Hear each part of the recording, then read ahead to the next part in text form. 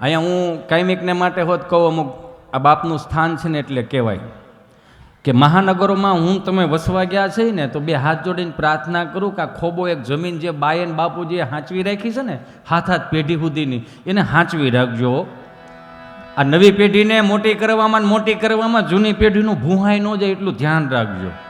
કેમ કે જે હચવાનું છે ને એ આપણા બાપ દાદા જ હાંચવું છે.